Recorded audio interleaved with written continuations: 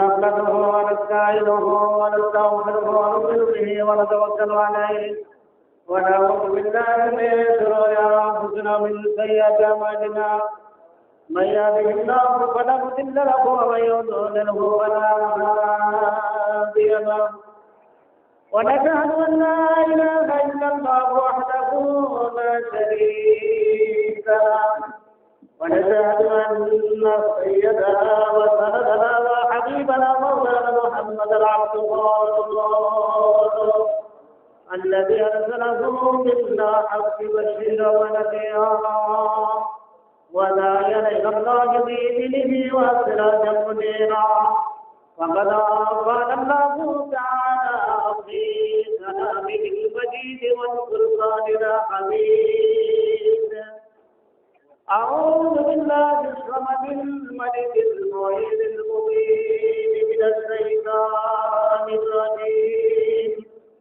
بسم الله الرحمن الرحيم وإذ يرفع إبراهيم القواعد من البيت وإسماعيل ربنا تقبل منا إنك أنت السميع العليم ربنا واجعلنا مسلمين لك ومن ذريتنا أمة مسلمة لك وأرنا مناسكنا وتب علينا إنك أنت التواب الرحيم فقال رسول الله صلى الله عليه وسلم عن أبي هريرة رضي الله تعالى عنه قال رسول الله صلى الله عليه وسلم من غدا إلى المسجد أو أعد الله له نزله من الجنة كلما غدا أو راح متفق عليه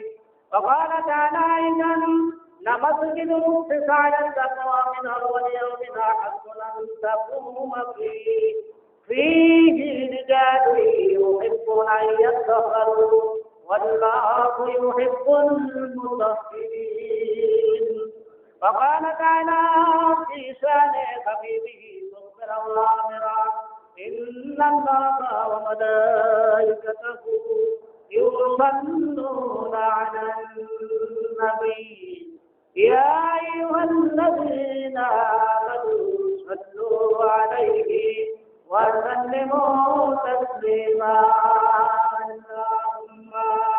صل على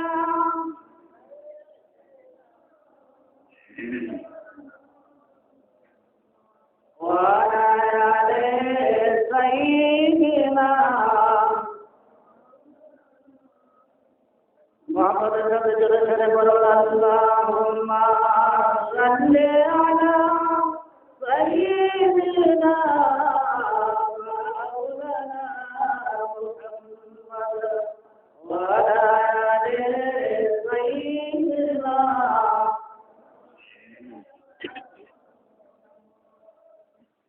अपने अल्लाह प्रिय हबीब আপনার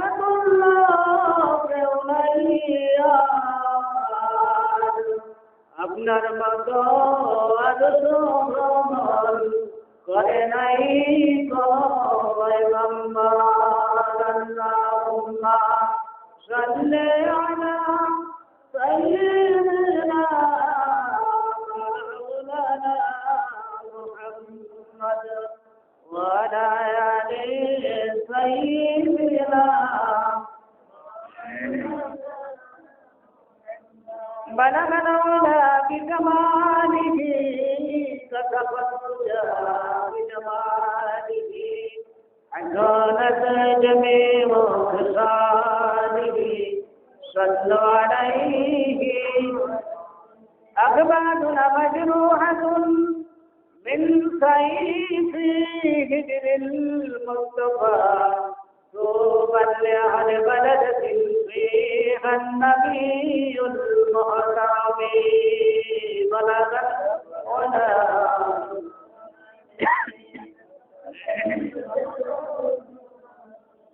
حسنت جميع خصاله صلوا عليه وآله.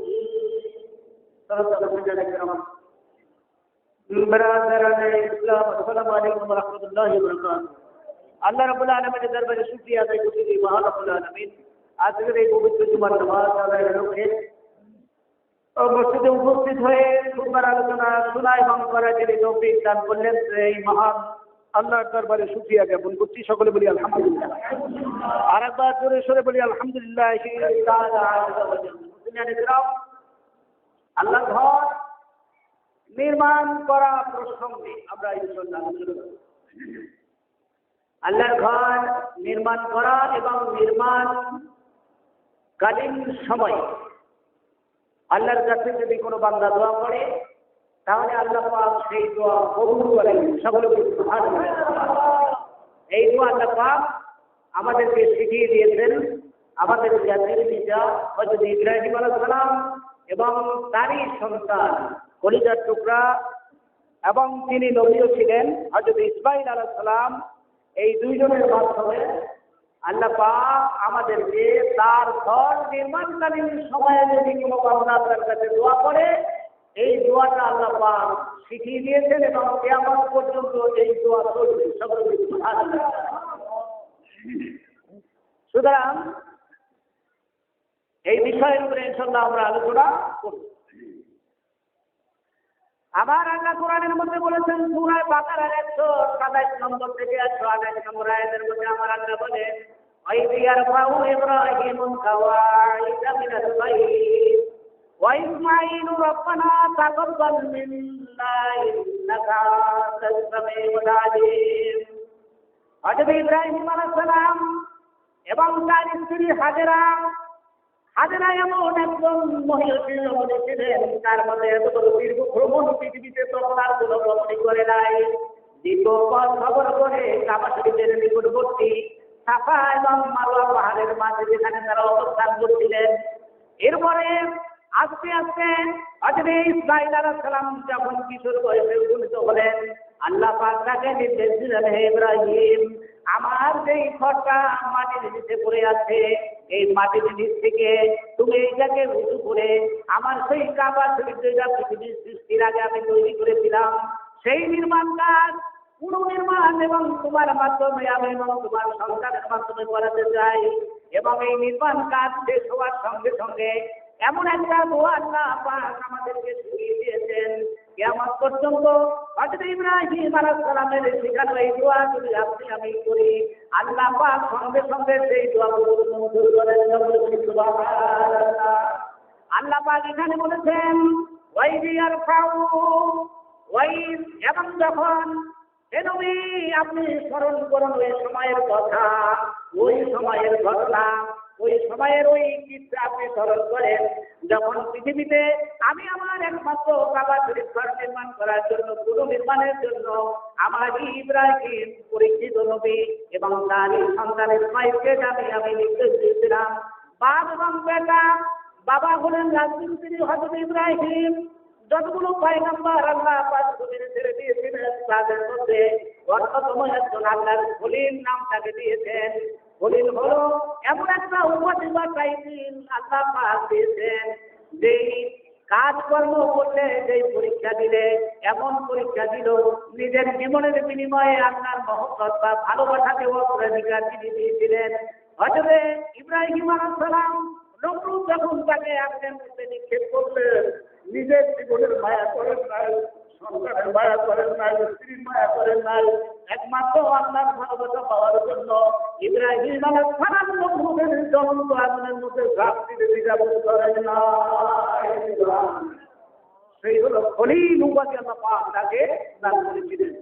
হযরত ইব্রাহিম আলাইহিস সালাম আমার নবীর মাধ্যমে পৃথিবীর আগত এবং অনাগত কিয়ামত পর্যন্ত যে সমস্ত মুমিন বান্দারা আসবে, মুসলমান যারা আসবে, তাদেরকে আল্লাহ পাক এখানে খবর দিয়ে বলতেছেন, হে নবী আপনার উম্মতদেরকে আপনি জানায় দেন ওই সময়ের ঘটনা, ওই সময়ের কথা।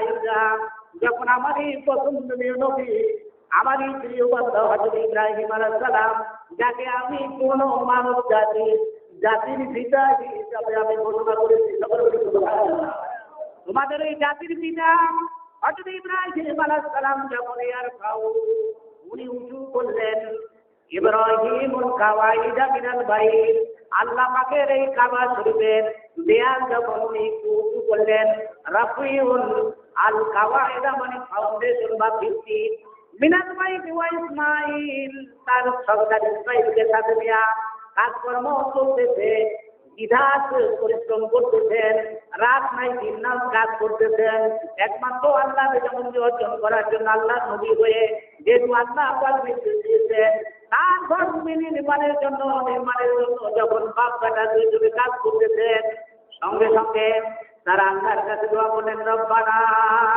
তাকাব্বাল মিন্না, আয় আল্লাহ এই যে আজকে সারাদিন দীর্ঘদিন বসে বসে বাপ বেটা আমরা দিলে যেই কাজটুকু তোমার এই বাইতুল্লাহর যে ওয়াজটুকু আমরা উযু করলাম, কাওয়াইদা মিনাল বাইতি, তোমার এই ঘরের যে ফাউন্ডেশন দিয়ে আমরা যে উযু করলাম, এই আর ফাউ আমরা যে উযু করলাম, তাকাব্বাল মিন্না, হে আমাদের প্রভু আমাদের পক্ষ থেকে তুমি সেগুলা কবুল মঞ্জুর করে নাও, ইন্নাকা আনতাস সামিউল আলিম, নিশ্চয় তুমি সব কিছু শোনো এবং সব কিছু দেখো। শুধু আমরা দুইজনে এই দোয়া করে আপনার কাছ থেকে বেনিফিট লাভ করেন নাই। জাতির পিতা এমনি এমনি হওয়া যায় না, জাতির পিতা হতে হলে জাতির সমস্ত বান্দাদের সমস্ত লোকদের কল্যাণ কামনা করতে হয়। হযরত ইব্রাহিম আলাইহিস সালাম আবার বললেন, রব্বানা ওয়াজআলনা, হে আমাদের প্রভু, রব্বানা ওয়াজআলনা মুসলিমাইনি লাকা, হে আমার প্রভু আমাদের দুইজন বাপ বেটা ইসমাইল এবং আমি ইব্রাহিম, আমাদেরকে তুমি তোমার নিজের অনুগত বানাইয়া দাও, এমন অনুগত বানাও আমরা যেন কখনো তোমার অবাধ্য না হই, তোমার যে কোনো হুকুম আহকাম পালন করার জন্য নিজের জীবনের চাইতে জানের চাইতেও তোমার হুকুম পালন করার জন্য আমরা রাজি থাকি, প্রস্তুত থাকি, সেইভাবে আমাদেরকে তুমি অনুগত বানায় দাও।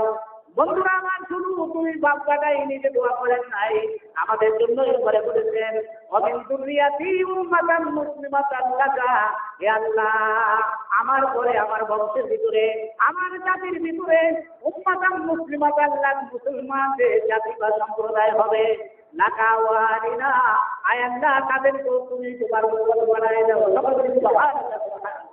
আমরাই হলাম সেই উম্মত, আমরাই হলাম সেই দলটা। ইব্রাহিম আলাইহিস সালাম চলে যাওয়ার পরে যে দোয়াটা করেছেন, আমরাই হলাম সেই তার উম্মতের মধ্যে একটা দল। সকলে সুবহানাল্লাহ। আবার আল্লাহ পাক এখানে আরো বলেছেন, জাতির পিতা ইব্রাহিম আলাইহিস সালাম আবার বেশি বলতেন, ওয়ারিনা মানাসিকানা ওয়া তুব আলাইনা ইন্নাকা আনতাত তাওয়াবুর রহিম, আয় আল্লাহ ওদের সমস্ত হুকুম আহকাম এবং যত ইবাদত বন্দেগী আছে মানাসিকানা, আয় আল্লাহ আমার যাবতীয় ইবাদত বন্দেগী তুমি কবুল মঞ্জুর করে দাও, ওয়া তুব আলাইনা, এবং আমরা যে তওবা করি, আমরা যে তোমার কাছে তওবা করি, ইন্নাকা আনতাত তাওয়াবুর রহিম, নিশ্চয় তুমি তওবা কবুলকারী এবং গফুর, তুমি ওরা গফুর ক্ষমাশীল এবং রহিম করুণাময়। আয় আল্লাহ তোমার দরবারে যে তওবা করলাম তুমি তওবা কবুল মঞ্জুর করে দাও। সকলে বলি সুবহানাল্লাহ। তাহলে দুটো জিনিস আমরা এখানে পাচ্ছি, একটা হলো দোয়া করতে হবে আল্লাহর কাছে, আর একটা হলো কি তওবা করতে হবে, আর একটা হলো কি তওবা করতে হবে আল্লাহর কাছে। বন্ধুরা আমার, আল্লাহ পাক এরপরে বলেছেন, লামাসজিদুল উসসিসা, এই কাবা শরীফ হলো এমন একটা মসজিদ, পৃথিবীর সমস্ত মসজিদগুলার হলো সেন্টার বা কেন্দ্র বা হেড অফিস। এই কাবা শরীফ নির্মাণের পরে ছোট্ট ছোট্ট যে পাথরগুলা ছিল, এই পাথরগুলা যখন আল্লাহ দরবারে হাজারি করতে শুরু করলো, আয় আল্লাহ বিরাট বিরাট পাথর, এগুলো তোমার ঘরের কাছে লেগেছে, কিয়ামত পর্যন্ত তোমার বান্দারা এখানে আসবে, তোমার ঘর স্পর্শ করবে, শুরু খাবে, তোমার ঘর, এখানে নামাজ পড়বে, সিজদা দিলে ইবাদত করবে। আমরা ছোট ছোট কঙ্কর বা পাথরগুলা তোমার কাজে আসলাম না ঘরের। আয় আল্লাহ, এইভাবে যখন এই পাথরের টুকরাগুলো আল্লাহর কাছে ছিল, আল্লাহ পাক হযরত ইব্রাহিমকে বলে দিলেন, হে ইব্রাহিম, যে সমস্ত পাথরগুলা চতুর্দিকে পড়ে আছে ছড়ানো ছিটানো, এই সমস্ত পাথরগুলা পৃথিবীর তামাম জায়গায় তুমি ছিটাইয়া দাও, ছড়াইয়া দাও। কিয়ামতের আগে হলেও সেখানে আল্লাহ পাকের একটা মসজিদ নির্মাণ হয়ে যাবে। সুবহানাল্লাহ। আমাদের এই মসজিদটাও কিন্তু তারই অংশ। সুবহানাল্লাহ। বন্ধুরা আমার, এইভাবে মসজিদের নির্মাণের ব্যাপারে আমার রাসূল বলেছেন, যারা মসজিদে দেরি আসা যাওয়া করি, দেখাশোনা করি, আমার রাসূল বলেছেন, আনাবি হুরায়রা রাদিয়াল্লাহু তাআলা আনহু قال قال رسول الله صلى الله عليه وسلم من غدا الى المسجد او راها عد الله له نزله من الجنة كلما كان او راها। যেই ব্যক্তি প্রতিদিন সকালে এবং বিকাল বেলা মসজিদে যায়, আল্লাহর ঘরে যায়, আল্লাহ পাক কিয়ামতের পরে আল্লাহ পাক তাকে নিজ হাতে তাকে জান্নাত থেকে আহ্বানের ব্যবস্থা করবেন। সকলে সুবহানাল্লাহ। বন্ধুরা, আপনার বাড়ি যখন নির্মাণ করা শুরু হয়, পাশের বাড়ির মালিকরা বাড়ির কাজ কতটুকু হলো দেখার জন্য চলে যায়, অথবা আপনার বাড়িতে কেউ আসলে আপনি তাকে আপ্যায়ন করেন। আমার আল্লাহ বলেন, আমার ঘরে যারা আসবে, তোমার বাড়িতে তোমার প্রতিবেশী যদি একবার আসে, দিনে যদি দুইবার আসে, তৃতীয়বার আসে, তোমার কাছে অনিজা আসবে। সকালবেলা আপ্যায়ন করলাম, নাস্তা দিলাম, ফল ফ্রুট দিলাম, আবার বিকাল বেলা আসছে, আবার দুপুর বেলা আসছে, হয়তো অনিজা আসবে। আমার ইমানদার বান্দা যারা আমার মসজিদে আসবে, মুত্তাফাকুন আলাইহি, বুখারী এবং মুসলিমের মধ্যে আমার রাসূল এখানে বলেছেন, মান নাদা ইলাল মসজিদি, যেই ব্যক্তি আল্লাহর ঘরে সকালবেলা অথবা বিকাল বেলা যাবে, আওয়াজ আল্লাহু অথবা কুল্লামা কাটা ওরাহা, সর্বদা কিছুক্ষণ পর আল্লাহর ঘরে যেতে পারবে, আল্লাহ পাক এখানে বলেন, নুজলাহু মিনাল জান্নাতি, প্রত্যেকবারে যাওয়ার দরজাতে আল্লাহ পাক কিয়ামতের মাঠে আল্লাহ পাকের জান্নাত থেকে তাকে আপ্যায়নের ব্যবস্থা করবে। সুবহানাল্লাহ। সুতরাং বাড়িতে মেহমান আসছে, যে আপ্যায়ন আমরা করি, এটা কোথায় পেলাম? এই কোরআনে বলেছে। সুবহানাল্লাহ। আমার রাসূল এই হাদিসের মাধ্যমে সেটাই বলে দিচ্ছেন যে আপ্যায়নের ব্যবস্থা জমিনে তোমরা করবে না, আমার বাড়িতে যারা আসবে। মসজিদ হলো কার বাড়ি? আল্লাহ। মসজিদ কার বাড়ি? আল্লাহর বাড়ি। এই ঘরে যদি আমি আসি সকাল বিকাল যখনই আসবো, এর কারণে আল্লাহ পাক কিয়ামতে যতবার আসবো আমরা ততবার আমাদেরকে আপ্যায়ন করবে। সুবহানাল্লাহ। বন্ধুরা, সুতরাং এই মসজিদ নির্মাণ আমাদের কাজ করতে অলরেডি। আমরা অনেকে মনে করি মসজিদের কাছে যাই, নির্মাণ কাজ চলছে, ধুলাবালু গায়ে লাগে, বালু উড়াচ্ছে, কাদা ছিটাচ্ছে, আমার জামাটায় গায়ে লাগতে পারে, কিন্তু দূরে সরে যায়, নির্মাণ কাজ শেষ হোক, এরকম একটু অ্যাটিটিউড আমাদের মধ্যে আসবে না? যদি থাকে তাদের উদ্দেশ্য করছি, আর যদি না থাকে আলহামদুলিল্লাহ। অথবা আমি এই মসজিদের কাজটা করব, আমি গভর্নমেন্টের একজন ফার্স্ট ক্লাস অফিসার, অথবা আমি একজন বিসিএসপি, একজন সচিব, আমি এই কাজটা যদি করি তাহলে আমার প্রেস্টিজ হ্যাম্পার হয়ে দাঁড়ায় কিনা, এইরকম দৃষ্টিভঙ্গি যাদের মধ্যে কাজ করবে তাদের উদ্দেশ্যে শুধু আমি বলছি। আবার নবী যখন হিজরত করে মদিনা নগরীতে চলে যাবেন, মদিনা নগরীতে ঢোকার আগে কাবা কুবা নামক জায়গায় যখন অবস্থান গ্রহণ করলেন, তারই নামে উম্মে তার ঘরে ওখানে রইলেন। আল্লাহ রাসূল ওখানে গেলেন, যায় দেখেন ছোট্ট একটা জায়গা, সেটু শুকায় দেওয়া হয়, শুকাতে দেওয়া হয়, ওই জায়গাটা উনি বেছে নিলেন এবং সেখানে একটা মসজিদ নির্মাণ করার জন্য সাহাবায়ে কেরামদেরকে অর্ডার করলেন। আল্লাহ রাসূল কত বড় একজন, উনি একজন রাষ্ট্রনায়ক ছিলেন, উনি একজন রাষ্ট্রপতি ছিলেন, উনি একজন সেনানায়ক ছিলেন। আমার নবী লেবারের মতো কাজ করতেও কোনোদিন দ্বিধাবোধ করেন না। তাদেরকে আমার রসুলের দাম কমছে? হবে না, বড় বড় দাম বেড়ে গেছে। হযরত আব্দুল্লাহ বিন রাওয়াহা জাহিরি যুগের সবচেয়ে বড় কবি ছিলেন মুসলমান জমানায় যখন ইসলাম ধর্ম গ্রহণ করলেন সেই সময় উনি সবচেয়ে বড় কবি ছিলেন। উনি নিজে রওয়ায়াত করেছেন এবং আব্দুল্লাহ ইবনে আব্বাস রাদিয়াল্লাহু তাআলা আনহু সবচেয়ে বড় মুফাসসির ছিলেন। উনি নিজে রওয়ায়াত করেছেন আমার রাসূল যখন মসজিদে কুবা যখন নির্মাণ করার জন্য ফার্স্ট মসজিদ অফ দ্য ইসলাম, ইসলামের সর্বপ্রথম মসজিদ আমার রাসূল যখন নির্মাণের কাজে হাত দিলেন, সাহাবী নিজে রওয়ায়াত করেছেন আমার রাসূল বড় বড় পাথর বহন করে মসজিদ নির্মাণের কাজ যখন দিদারতে চলছে আমার রাসূল বসে থাকেন নাই। বিরাট একটা পাথর মক্কা মদিনায় যারা সফর করেছেন ওইখানকার পাথর বলে শিলা পাথর যেগুলো বড় বড় ওই পাথর যখন আমার রাসূল হাতে নিতেন দেখা যেত আমার রাসূলের বডিটা আস্তে করে বাঁকা হয়ে যায়।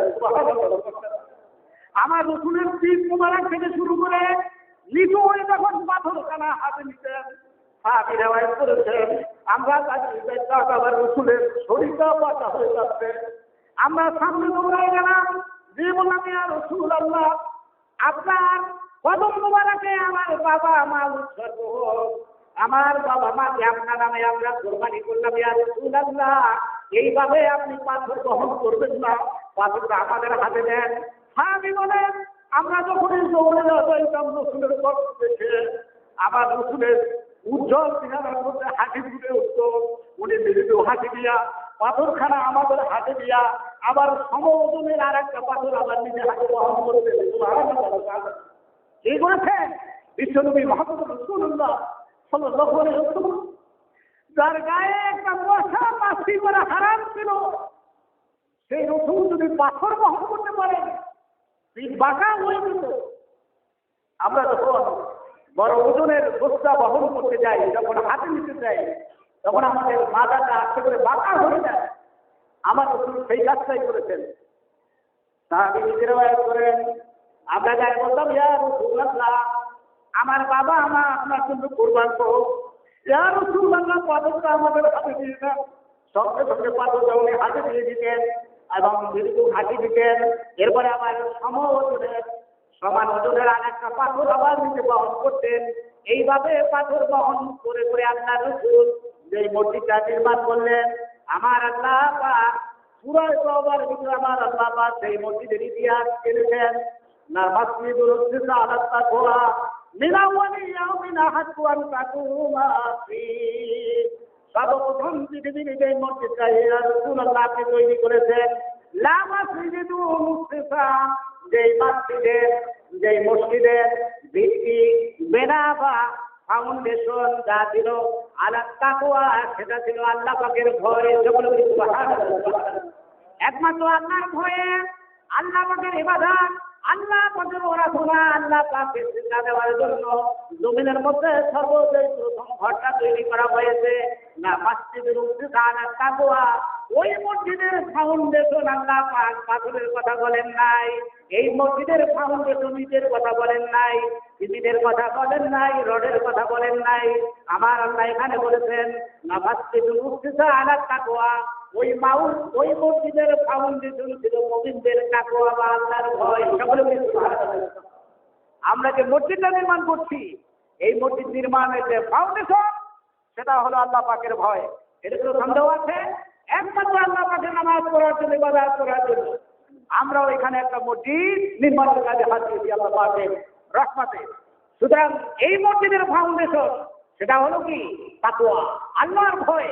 আল্লাহর ভয় আমরা এই মসজিদ নির্মাণ করছি আর ইবাদত করার জন্য। আমার আল্লাহ পাকের পরে বলেছেন আলা তাকওয়া মিন আউয়ালি ইয়াউমিন আহাক্কু আন তাকুমা ফীহি, অবশ্যই আপনি মসজিদে যাবেন, নামাজ পড়বেন, দাঁড়াবেন, অবস্থান করবেন। ফীহি রিজালুন ইউহিব্বুনা আইয়াতহারু ওয়াল্লাহু ইউহিব্বুল মুত্তাহিরিন। এরকম যারা নিজেদেরকে পাক ও পবিত্র করতে চায় তারাই নির্মাণ করে মসজিদ, যারা নিজেদেরকে পবিত্র করতে চায়। আর আল্লাহু ইউহিব্বুল মুত্তাহিরিন, আল্লাহ পাক যারা পবিত্র তাদেরকে অত্যন্ত ভালোবাসেন। সকলে সুবহানাল্লাহ। যাদের অত্যন্ত মুসলিম বা পবিত্র অর্থাৎ যারা পাপ সমুদ্রতা থেকে নিজেকে পরিহার করে এবং মসজিদের কাজ তারাই করতে পারে, যারা পাপের কাজ করে না। যারা পাপের কাজ ওরা দুটো কাজ একসাথে হয় না, ওইরকম করে হতে পারে। নেগেটিভ পজিটিভ একসাথে হয় না। পাপের কাজ যারা করে এরা এরকম আল্লাহ পাকের ঘরে হাত দিতে সাহস পায় না, দিলেও তওবা করে। এবারে ভালো কাজে আল্লাহ পাক তাদেরকে মাইল দেবেন, আল্লাহ তাদেরকে করেন। এরকম আরেকটা মসজিদে নববী যখন নির্মাণ হয়ে গেল, পাশেই আরেকটা মসজিদ নির্মাণ করলো, যেটাকে মসজিদে ফেরার বলা হয়। আমার মুসলিম ভাই, আপনাদের এই নলেজটা বলি, এর আগে এই বিষয়ের উপর আলোচনা আর হয় নাই, এই জন্য বলতেছি। এটা সূরা তাওবার ভিতরে 128 নম্বর আয়াত আপনারা পাবেন। এটাকে বলা হয় মসজিদে ফেরা বা ক্ষতিকারক মসজিদ। আল্লাহ রাসূল যখন এই মসজিদটা নির্মাণ করলেন, সাহাবায়ে কেরাম এবং হাজার হাজার মানুষ এখানে এসে নামাজ পড়া শুরু করলো। বাচ্চারা কথা বলবে না, চুপ করে বসো। মুনাফিকরা চিন্তা করলো মসজিদ নির্মাণ করে মুসলমানদেরকে এবং নূতন মুসলমান যেভাবে আসতেছে এটাকে ধ্বংস করা দরকার। ধ্বংস করা যাবে না, আমরা আরেকটা মসজিদ নির্মাণ করি, এটাকে মসজিদে ফেরার বলা হয়। আল্লাহ সেটাও এনেছেন সূরা তাওবার। আমার আল্লাহ পাক কোরআনের মধ্যে বলেছেন, والذين اتخذوا مسجدا ضرارا وكفرا وتفريقا بين المؤمنين وارصدا لمن حارب الله ورسوله من قبل।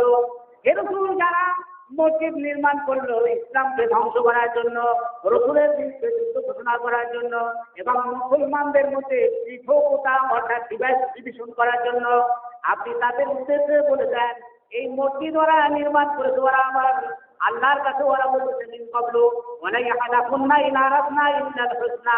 ওরা বলতেছে এটা এমন সুন্দর একটা মসজিদ আমরা নির্মাণ করব, এই মসজিদে আমরা উদ্বোধন করাবো রাসূলকে দিয়ে। সকলে বলি নাউযুবিল্লাহ, নাউযুবিল্লাহ। মুনাফিকরা এই সব বলতেছে। মুনাফিক সর্দার আবু আমের, ও কাফের এবং মুনাফিক, এই দুইটা কোয়ালিটির মধ্যে আছে। জাহান্নামে যাইতে হওয়ার কোনো একটু কষ্ট হবে, একবারে সোজা ইজিলি জাহান্নামে চলে যাবে। দুইটা টাইটেল আল্লাহ পাক ওকে দিয়েছেন, একটা হলো মুনাফিক আর একটা হলো কি কাফের। মুনাফিকদেরকে ডেকে বললো, কুবা নামক মসজিদটা যখন তৈরি হয়ে গেল, মুসলমানরা ওখানে যায় নামাজ পড়ে, আল্লাহর ইবাদত করে, আমরা একটা কাজ করি, হে মুনাফিকরা তোমরা একটা মসজিদ নির্মাণ করো পাশাপাশি, আর আমি চলে গেলাম রোমক সম্রাট রাজা হিরাকেলের কাছে আমি চলে গেলাম, তাকে গায়ে বলবো তুমি শক্তি দাও, অস্ত্র দাও এবং সেনাবাহিনী দাও, আর আমরা ওই যে মসজিদটা নির্মাণ তোমরা এখন করবা এইটার মধ্যে সমস্ত অস্ত্র জড়ো করবো এবং ওই রোমান সম্রাটের যে অস্ত্র লোকবল যা দিবে সব এখানে আমরা ঘাঁটি হিসেবে ব্যবহার করব। এরপরে ওই যে মক্কা থেকে যে রাসূল এসে মসজিদ নির্মাণ করতে, ওদেরকে এখান থেকে বিচার করে আমরা বহিষ্কার করে দেবো। সকলে বলি নাউযুবিল্লাহ। এই অর্ডার দিয়া আবু আমের চলে গেলেন কোথায়? রোমক সম্রাটের কাছে উনি চলে গেলেন। আর এদিকে মসজিদের নির্মাণ কাজ হয়ে গেল। আল্লাহ রাসূল তখন তবুকের যুদ্ধ রওনা করবেন। ইন দিস টাইম মুনাফিকরা আইসা আল্লাহ রাসূলের কাছে দাঁড়ায় বলতেছে, ইয়া রাসূলুল্লাহ, আপনি যে মসজিদটা নির্মাণ করেছেন মসজিদে কুবা,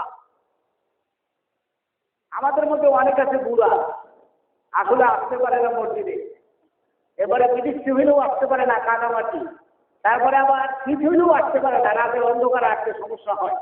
আমরা তাদের জন্য চিন্তা ভাবনা করছি যে আর একটা বিকল্প মসজিদ তৈরি করা দরকার, এই জন্য আমরা একটা মসজিদ নির্মাণ করছি, আপনি আসেন, এই মসজিদটা আপনি নামাজ পড়ে উদ্বোধন করে দিয়ে দেন। নাউযুবিল্লাহ। আল্লাহ রাসূল বললেন যে আচ্ছা ঠিক আছে, আমি তো তাহলে দেখেন কত বড় ইন্টেলিজেন্স আমার রাসূল ছিলেন। উনি তখন কিন্তু উনি কি জানতেন না এরকম হচ্ছে, উনি কি জানতেন না? জানতেন। আল্লাহ রাসূল কাটু শব্দ করেন নাই। তারা যে ষড়যন্ত্রমূলক মুসলমানদেরকে ধ্বংস করার জন্য মসজিদ নির্মাণ করতেন এটা আল্লাহ রাসূল জানতেন, তারপরে তাদেরকে কিছু বলেন নাই, শুধু বলছেন এতটুকু যে আমি তবুক যুদ্ধের দিকে রওনা হচ্ছি, বিশাল যুদ্ধ হবে তবুকের ময়দানে, ওই যুদ্ধটা আমি ওদিক থেকে এসে এরপরে দেখি এ ব্যাপারে কি করা যায়। সুবহানাল্লাহ, সুবহানাল্লাহ, সুবহানাল্লাহ। তোমাদের এই যে আজকে এই দরখাস্ত দিলে আমার কাছে, এই ব্যাপারে কি করা যায়, আমি তবুক যুদ্ধ থেকে ফিরে এসে তারপরে এই ব্যাপারটা আমি ভেবে দেখব কি করা যায়। সুবহানাল্লাহ, সুবহানাল্লাহ। আল্লাহ রাসূল কত বড় রাষ্ট্রনায়ক ছিলেন, শত্রু বাড়ান নাই প্রথম, কেননা তার হাতে ওই রোমান সম্রাটের সাথে বিশাল যুদ্ধ হবে। কোথায়? সবচাইতে বড় যুদ্ধ আয়োজন যেখানে ছিল। যদি যুদ্ধটা হয় আপনারা সব পালাই গেছে, ঠিক গেছে মুসলমানদের ভয়ে। শত্রু বীর্যের কথা শুনে তারা পালাই গেছে, যুদ্ধ হয় না। আমার রসুল যখন ওই তবুকের ময়দান থেকে যখন মসজিদে ওই আপনারা নবমীর দিকে উঠে যাবেন, মদিনার নগরীতে ঢুকবেন, একদিনের রাস্তা বাকি আছে, মদিনা শহরের মধ্যে ঢুকবেন। আর ওই সময় দেখা গেল আবার মুনাফিকরা তার সামনে দাঁড়াইলো, আর তারা বলতেছিল, ইয়া রাসূলুল্লাহ, কুবা মসজিদের কাছ দিয়ে আপনি মসজিদে নববীর ভিতরে ঢুকবেন, ওখান থেকে প্রায় 3 কিলো দূর আছে, তার আগে আমরা আরেকটা মসজিদ নির্মাণ করেছি। আপনি বলেছিলেন তবুক ময়দান থেকে ফিরে এসে এই মসজিদটা উদ্বোধন করবেন। ইয়া রাসূলুল্লাহ, আপনি বলেন। আমার রসুল সঙ্গে সঙ্গে দেখা গেল আল্লাহ পাক এই কোরআনের আয়াত নাযিল করে দিলেন, ওয়াল্লাযীনা তাখাযু মাসজিদান দিরারান। এর রসুল তারা একটা মসজিদ নির্মাণ করেছে, দিরারান, এটা হলো ক্ষতিকারক মসজিদ, এটা মসজিদ না। ওয়া কুফরান হলো কাফের বেঈমান, ওরা হলো মুশরিক। ওয়া তাফরীকান বাইনাল মুমিনিন, মুমিনদের মধ্যে ডিভিশন করার জন্য, ফরক করার জন্য তারা এই মসজিদ নির্মাণ করেছে।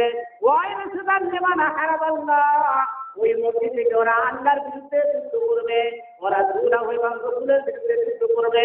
মিন ক্বাবলু, ইতিপূর্বে, ওয়ালা ইয়াহলাফুন্না, ওরা তওবা করেছে, ওরা হলফ করেছে, ওরা কসম করেছে, ইন আরাদনা ইল্লাল হুসনা, এইটা এমন একটা সুন্দর মসজিদ আমরা নির্মাণ করেছি, এ রাসূল আপনি আসেন, আপনি উদ্বোধন করবেন। এইভাবে ওরা আপনার কাছে ওরা কসম করে ভালোভাবে আপনাকে বুঝায় বলতেছে, আল্লাহু ইয়াশহাদু ইন্নাকুম লাকাযিবুন, আমি আল্লাহ নিজে সাক্ষী দিচ্ছি ওরা হলো মিথ্যাবাদী। সকলে বলি সুবহানাল্লাহ, সুবহানাল্লাহ। আল্লাহু ইয়াশহাদু, আল্লাহ নিজে সাক্ষী দিয়ে বলতেছেন, আল্লাহু ইয়াশহাদু, আমি আল্লাহ নিজে সাক্ষী দিচ্ছি, ইন্নাকুম লাকাযিবুন, ওরা হলো মিথ্যাবাদী, ওরা যা বলতেছে ওরা মিথ্যাবাদী, ওরা মিথ্যা বলে। লা তাকুম ফীহি আবাদা, ওরা যে মসজিদ নির্মাণ করে আপনাকে উদ্বোধন করার জন্য ওরা দাওয়াত দিচ্ছে, লা তাকুম আবাদা, এর রাসূল ওই মসজিদে আপনি কখনো যাবেন না, ওখানে দাঁড়াবেন না, অচিরেই আপনি এটাকে ধ্বংস করার ব্যবস্থা করেন। আমার রাসূল সঙ্গে সঙ্গে সাহাবায়ে কেরামদেরকে অর্ডার করলেন, আমার সাহাবীরা তোমরা জলদি যাও, যাইয়া ওই যে মসজিদে দিরান যেটা নির্মাণ করেছে আমার আল্লাহ, এই মসজিদে দিরান নাম দিয়েছেন, এইটা ক্ষতিকারক মসজিদ, এটা মুসলমানদের জন্য ওরা করে নাই, ওরা হলো মুনাফিক, ওরা হলো কাফের, ওরা হলো বেঈমান। সঙ্গে সঙ্গে তোমরা যাও, ওইটা আগুন দিয়ে জ্বালিয়ে দাও। সঙ্গে সঙ্গে সাহাবায়ে কেরাম খেজুরের শুকনা ডালপালা নিয়ে দৌড়াইয়া গেলেন। আল্লাহ রাসূলের মুখ দিয়ে একটা কথা বের হয়েছে, এইটা আমল করতে সাহাবীরা কোনোদিন 1 সেকেন্ড দেরি করে নাই। সকলে বলি সুবহানাল্লাহ। সঙ্গে সঙ্গে হাজার হাজার সাহাবায়ে কেরাম লাফায়ে পড়তেন এবং খেজুরের ডালা, শুকনা ডালা চালাইয়া মুহূর্তের মধ্যে মসজিদের দেয়ালকে একেবারে পুরাইয়া ছাই করে দেয়। এটা হলো মসজিদে দেরার বলা হয়। কি বলা হয়? মসজিদে দেরার। এরকম মুনাফিকরা এই মসজিদটা নির্মাণ করেছিল। সুতরাং পাশাপাশি আরেকটা মসজিদ আল্লাহ রাসূল নির্মাণ করে আমাদের জন্য দেখিয়েছেন, তার নাম কি? মসজিদে কোবা। মসজিদের নাম কি? মসজিদে কোবা। এবং তার ফাউন্ডেশনটা কি ছিল? তাকওয়া। কি ছিল? তাকওয়া। আমরা যে মসজিদটা নির্মাণ করেছি এই মসজিদটাও ইনশাআল্লাহ আলহামদুলিল্লাহ তাকওয়ার উপরেই আমরা নির্মাণ করেছি। এখানে আমাদের আল্লাহ পাকের সন্তুষ্টি অর্জন ছাড়া আমার মনে হয় না আমার মুসল্লি কেউ কয় যাবে 10 টাকা দিব আমার নামের জন্য বা লোক দেখানোর জন্য, এইরকম আমার মনে হয় একজন মুসল্লি আমি খুঁজে পাবো না। কি বলেন আপনারা, ঠিক কিনা? সুতরাং আমাদের লক্ষ্য উদ্দেশ্য একমাত্র আল্লাহ পাকের রেজামতি অর্জন করা। এবং আমি গত সময় বলেছিলাম, যতই ইবাদত করো, যদি নামাজ পড়ো, নামাজের মধ্যে একটা ফরজ হয়ে গেলে তোমার নামাজ হবে না। মনের মধ্যে যদি একটু অহংকার থাকে, আমাকে মানুষে বলবে নামাজে ফাওয়াইদুল লিল মুসাল্লিন, তুমি যদি লোক দেখানো নামাজ পড়ো সেটা হতে পারে জুমার মসজিদে যদি না যাই তাহলে করবে জুমার দিন মসজিদে আসে নাই। ঈদের নামাজ বছরে 2 দিন মসজিদে এমন কাজটা বেরমাজি ঈদের দিনও মসজিদে আসে নাই, যদি তোমার মসজিদে আসা হলো ওই কথা মনে করে তাহলে এই নামাজ কোনোদিন আল্লাহর দরবারে কবুল হবে না। সুতরাং আমরা যে মসজিদ নির্মাণে যে ইবাদতটা দেখবেন, সেই কাজ কর্ম এবং টাকা পয়সা আমরা দিচ্ছি, সেগুলো দিচ্ছি একমাত্র আল্লাহ পাকের ভয় করে তাকে। এই ইবাদত কবুল হবে এতে বিন্দু মাত্র সন্দেহের অবকাশ নাই। অবশ্যই অবশ্যই আল্লাহ পাক এই ইবাদত আমাদের কবুল করবেন। এই জন্য আমার আল্লাহ পাক বলেছেন, আনতুম হাউলাই তুদাউনা লিতুনফিকু ফি সাবিলিল্লাহ, হে মুসলমান তোমরা হলো ওই সমস্ত লোক, তুদাউনা লিতুনফিকু ফি সাবিলিল্লাহ, যখন তোমাদেরকে ডাকা হয়, আহ্বান করা হয় আল্লাহ পাকের ঘরে তোমরা দান করো। এরপরে ফামিনকুম মাইয়াবখালু, যারা দান করবে না বহুলই করবে, যে ব্যক্তি তার হাতকে সংকুচিত করে রাখবে, আল্লাহর ঘরে দান করবে না, সে নিজেই ক্ষতিগ্রস্ত হচ্ছে। আল্লাহু গনিয়্যুন ওয়া আনতুমুল ফুকারা, আল্লাহ বলেন সবচেয়ে ধনী আর তোমরা হলি সব ফকিরের দৃষ্টি। ওয়াইন তাতাওয়াল্লাউ, এরপরেও আল্লাহর ঘরে দান করার ব্যাপারে যদি তোমাদেরকে দান দেওয়া হয় আর তাকে যদি ছাড়া না দাও তোমার এবিলিটি ক্যাপাসিটি অনুযায়ী, তাহলে মনে রাখো ইয়াস্তাবদিল কওমান, আল্লাহ পাক আর বাইরের এক লোকদেরকে আল্লাহ পাক মনোনিবেশ করবেন, তাদেরকে ভয় করবেন। ভয় রাখুন তোমাদের বাতিয়া তুমালা ইয়াকুনু আমসালাকুম, তারা আল্লাহর ঘরে বেশি বেশি করে দান করে জান্নাতকে কনফার করবে, তোমরা ওই লোকদের সমকক্ষ হতে পারবে না। আমরা কি ওই পর্যায়ে ঢুকতে চাই না? আমাদের যা যখনই আসবে এবিলিটি অনুযায়ী ইনশাআল্লাহ আমরা সকলেই আল্লাহর ঘরে দান করবো। বন্ধুরা আমার, ইতিমধ্যেই আমাদের মাঝে অনেক ভাই দান করেছেন, আরো করবেন। পাইলিংয়ের কাজ অলরেডি শেষের দিক দিয়া মাত্র 10-12টা পাইল আছে। এরপরে ইনশাআল্লাহ আগামী মাসের 10 তারিখের ভিতরে ইনশাআল্লাহ আমরা কাজে হাত দিতে পারবো। আপনারা বেশি বেশি করে দোয়া করবেন আল্লাহর কাছে, যাতে করে ছোট গতিতে আল্লাহ পাক যেন আমাদের এই নির্মাণ কাজ করার তৌফিক দান। সকলে বলি আল্লাহুম্মা আমিন। বন্ধুরা আমার, অলরেডি অনেক ভাই অনেক টাকা দিয়েছেন, আজকেও 50,000 টাকা দান করেছেন। জনাব ওই যে আরব ইঞ্জিনিয়ার আলম সাহেব, তার ছেলে 1 লক্ষ টাকার অঙ্গীকার করেছেন। সকলে বলি মারহাবা মারহাবা। আছে নাকি ওই ছেলেটা? আছে একটু দাঁড়া। ইঞ্জিনিয়ার আলম সাহেব, আল্লাহ পাক যেন তাকে জান্নাত নসিব করেন। সকলে বলি আল্লাহুম্মা আমিন। আরো জোরে বলেন আল্লাহুম্মা আমিন। 1 লক্ষ টাকার 50 লক্ষ হাজার টাকা দিয়েছেন অলরেডি, আর 50,000 টাকা পরে দিয়ে দেবেন। এইভাবে অনেক ভাই দিয়েছেন। আমার বেশি ভালো না, এই জন্য আমি আজকে দীর্ঘায়িত করতে চাই না। যারা বাকি আছেন দেন নাই, আজকে করে আপনারা দিয়ে দিবেন ইনশাআল্লাহ। আল্লাহর ঘরে আল্লাহ আমাদের সকলে দানকে কবুল মঞ্জুর করেন। সকলে বলি আল্লাহুম্মা আমিন। আর মুক্তি মেধা শ্রম দিয়া আজকে যে কোরআন দিয়ে আমি আপনাদের সামনে আলোচনা করেছি, আল্লাহর ঘরে এসে কাজ করতে, বুদ্ধি দিতে, ধরতে কেউ লজ্জাবোধ করবেন না। এটা আপনার ঈমান আরো বৃদ্ধি পাবে। আল্লাহ পাক আমাদের সকলকে কবুল করে। সকলকে আল্লাহুম্মা আমিন। আমার তৌফিক ইল্লা বিল্লাহ। আসসালামু আলাইকুম ওয়া রাহমাতুল্লাহি ওয়া বারাকাতুহু।